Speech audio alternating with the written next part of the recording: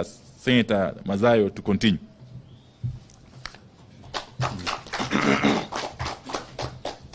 Yes. I'll continue from where my brother Opio has left. We do not understand Kenya Kwanza's obsession with saying and doing what Kenyans have not asked for. As far as we know, Kenyans have never asked for funds to be launched.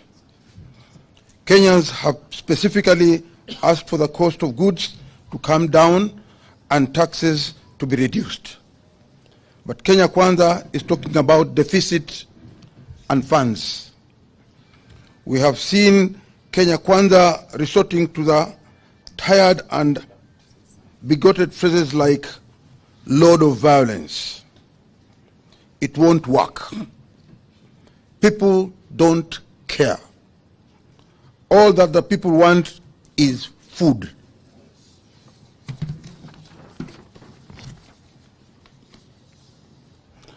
And decent standard of living. If Kenya Kwanza has a price of peace, has a prince of peace who can't provide food, no amount of character assassination of his challenger will sway Kenyans. People want food. We have seen Kenya Kwanza purport to be sharing with Kenyans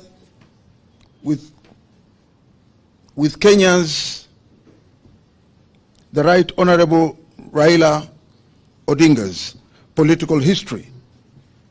How ridiculous can they get?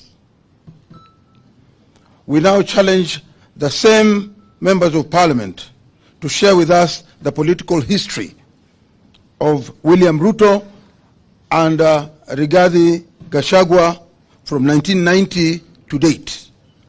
They started it. Let them go to the full length.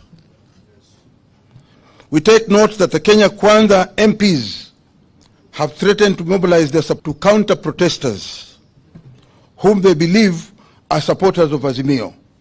Again, Kenya Kwanza is missing the point and getting it wrong. The thousands of Kenyans turning up for protests are not just Azimio supporters. They are Kenyans from across all political and non-political formations who have been brought together by suffering. The protesters are from Azimio, Ford Kenya, ANC, and even Kenya Kwanza. The people realize they don't eat government. People eat food and they want food.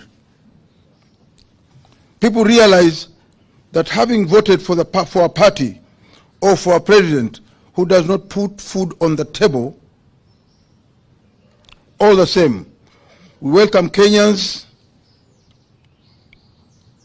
I will repeat that.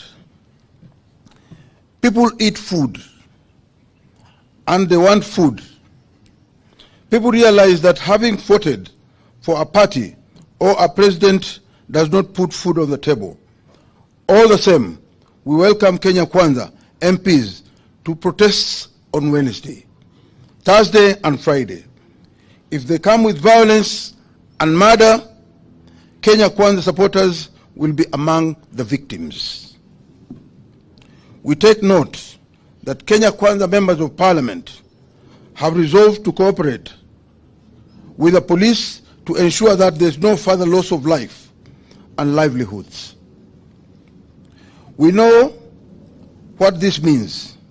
It means confirming protesters with members of that killer squad called Operation Support Unit, whose brief is to maim, kill protesters, including Azimio leaders.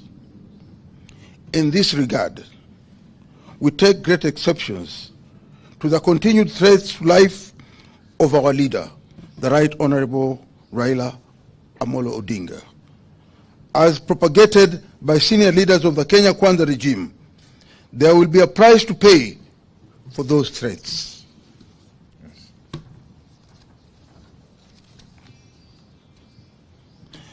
We are shocked that Kenya Kwanza is talking of those who orchestrate, plan, and finance violence, and occasion mass displacements of civilian population and business deemed to be owned by people from other communities. That sounds like Kenya Kwanza. The sponsors of the greatest violence and murder and displacements in Kenyan history are in Kenya Kwanza. Kenya Kwanza members of parliament need to know the history of the leaders of their parties, of their party. The men and women who have sponsored violence, evicted communities, and taken over their land and businesses are in Kenya Kwanza. It is clear that Kenya Kwanza is struggling on all fronts. We call on Kenyans to wake up to the reality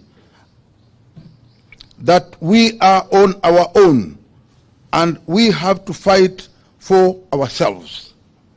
In this regard, we acknowledge motorists for their participation in the last protests and encourage them to continue staying off the road on Wednesday, Thursday, and Friday in solidarity with all the Kenyans.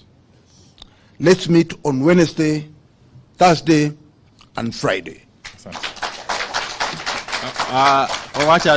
Let's invite the Honorable Edwin Kwambua also comes in. That order.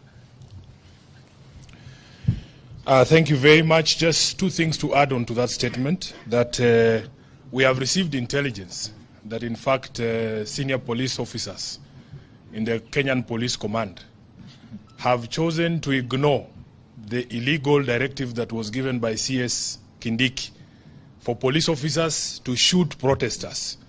And that is the reason why the president convened a PG, because he knows the police will not do his dirty work. He has now told his own members of parliament to mobilize people in their constituencies to come and harm protesters.